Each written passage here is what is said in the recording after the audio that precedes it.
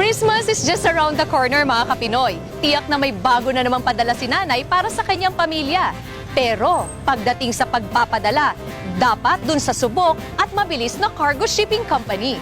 Kaya naman, nandito tayo ngayon sa Las Piñas City kung saan matatagpuan ng isa sa pinakamalaking shipping companies sa bansa, ang Atlas Shippers International. Araw-araw, napakaraming balikbayan boxes ang pinapadala sa ating bansa. Mga kahon na ang laman ay ang pagsisikap, pagod at pagmamahal ng ating mga Kapinoy mula sa iba't ibang panig ng mundo. Para di masayang ang pinaghirapan, dapat ay dun ka na sa subok at mapagkakatiwalaan. Ang Atlas Shippers International na pag-aari ni Balikbayan Box King, Mr. Joel P. Longares.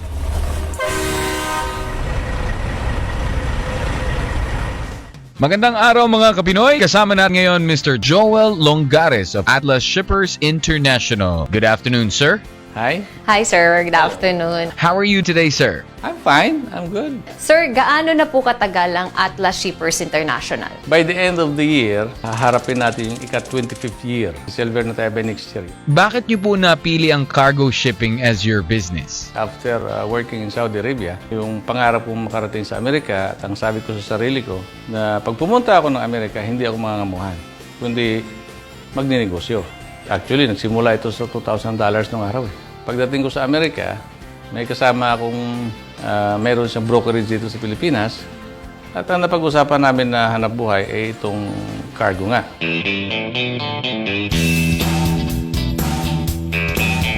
Malayo na nga ang narating ng ating Balikbayan Box King dahil ang Atlas Shippers International ay makikita na sa key cities around the globe.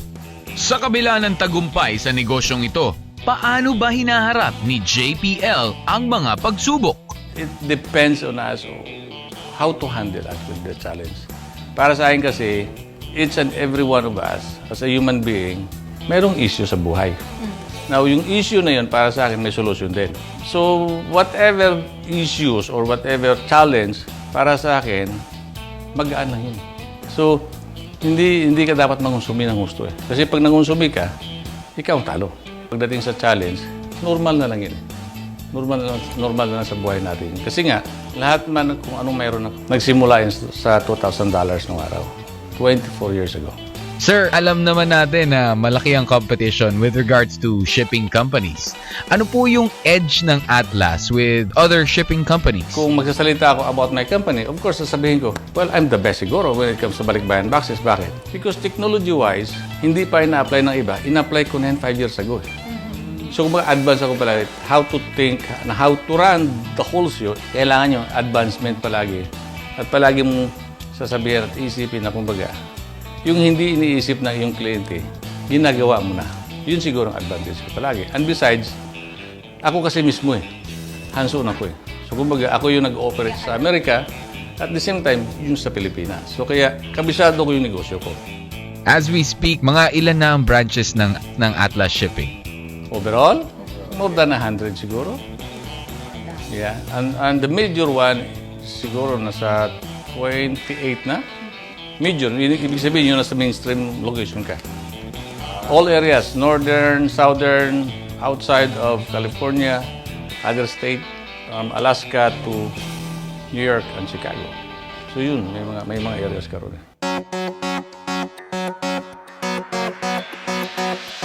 Sa mahigit 2 dekada, higit pa sa salitang subok at garantisado ang hatid ng Atlas Shippers International.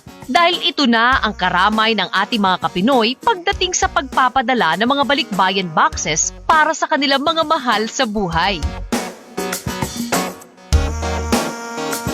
Paano nyo nagigain yung trust ng mga kliyente nyo?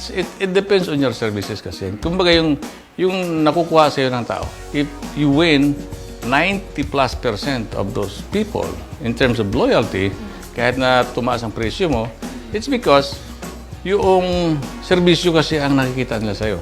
It's not because of the murang presyo. It's because of the good service that you're giving to the people.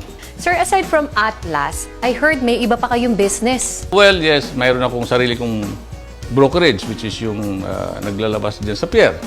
Meron akong sarili kong forwarding company which is yung nag-deliver o nagpo-pull out ng mga containers. We have those, and also I have the recruitment, yung nagpapaalis ng tao going abroad, which is yung 7107 agency na yearly, an average of siguro 1,500 katao na papaalis namin going abroad, yes. And yung oil and gas na mga project. So sir, masasabi nyo ba hindi mahirap maging isang Joel Longares or isang maging big boss like you? Ang pagninegosyo at ang pagmamanage ng negosyo, hindi mahirap yan. It depends on how you manage yourself basically. Kasi that business will run by itself. Lagay mo lang yung system, susunod lahat yan. How could they contact you or contact Atlas? You can go on our website which is atlasshippers.com. Recruitment naman, may website naman din yan na my7107.com.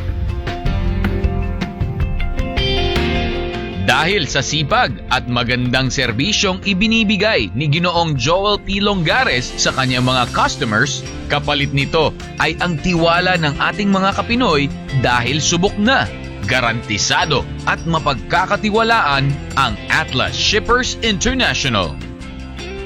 Asenso Pinoy! Mula dito sa Las Piñas City, ako si DJ Mac. Ako naman si Cathy G. Para sa Asenso Pinoy.